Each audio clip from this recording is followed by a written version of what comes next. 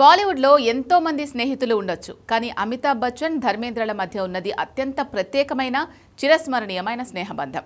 తెరపై వీరిద్దరి కలయిక అద్భుతమైన విజయాన్ని సాధించింది. వాళ్ళ కెరియర్ను మలుపు తిప్పిన చిత్రాల్లో షోలే అగ్రస్థానంలో ఉంటుంది. ఈ చిత్రంలో ధర్మేంద్ర వీరుగా, అమితాబ్ జైగా నటించారు. ఇద్దరి మధ్య ఉన్న నిష్కపటమైన స్నేహానికి నిదర్శనమే ఏ దోస్తి హమ్ నహీ చోడేంగే లాంటి ఐకానిక్ సాంగ్. ఇది సినిమా పాటే అయినా కూడా అమితాబ్, ధర్మేంద్ర రియల్ లైఫ్కు కూడా బాగా సూట్ అవుతుంది. చుప్కే చుప్కే, రామ్ బలరాం లాంటి విజయవంతమైన చిత్రాల్లో కూడా వీరిద్దరూ కలిసి నటించారు. ఈ సినిమాల్లో ఇద్దరి కెమిస్ట్రీ ప్రేక్షకుల మధ్యలో చెరగని ముద్ర వేసింది. షోలే చిత్రం వీళ్ల స్నేహానికి పర్యాయపదంగా మారింది. ఈ సినిమాలో వీరు, జైల స్నేహం అజరామరం. ఈ చిత్రంలో అమితాబ్ను ధర్మేంద్ర ఓయ్ అని పిలవడం, ఇద్దరు కలిసి చేసే సరదాలు, బైక్లపై ప్రయాణించే దృశ్యాలు, ఇవన్నీ కూడా రియల్ లైఫ్లో వారిద్దరి మధ్య ఉన్న సాన్నిహిత్యం నుంచే పుట్టాయి.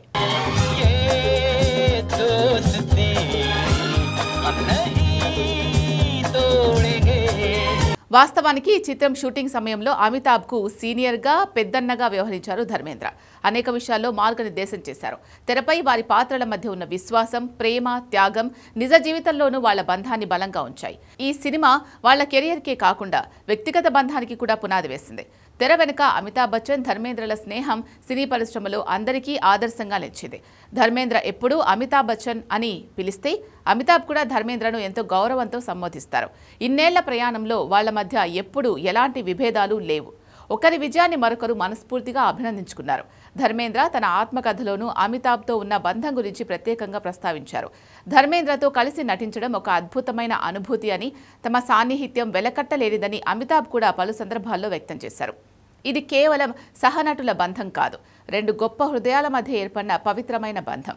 ఈ ఇద్దరు దిగ్గజాల స్నేహం వాళ్ల కుటుంబాల వరకు విస్తరించింది. అమితాబ్ భార్య జయా బచ్చన్, ధర్మేంద్ర భార్య హేమమాలిని కూడా మంచి స్నేహితులు. హేమమాలినితో ధర్మేంద్ర వివాహం జరిగినప్పుడు అమితాబ్, జయా దంపతులు వారి ఆనందాన్ని పంచుకున్నారు. అమితాబ్ కూతురు శ్వేతా బచ్చన్ నంద, ధర్మేంద్ర కూతురు ఇషా డియోల్, అభయ్ డియోల్ వంటి తర్వాతి తరాల మధ్య కూడా మంచి అనుబంధం ఉంది. ఈ విధంగా బచ్చన్, డియోల్ కుటుంబాలు కేవలం సినీ పరిశ్రమలో మాత్రమే కాకుండా వ్యక్తిగతంగానూ తరతరాలుగా ఒకరినొకరు గౌరవించుకుంటూ చక్కని రిలేషన్లో కొనసాగిస్తున్నాయి. వీళ్ల బంధం రాబోయే తరాలకు ఒక గొప్ప స్ఫూర్తిదాయకంగా నిలుస్తుంది.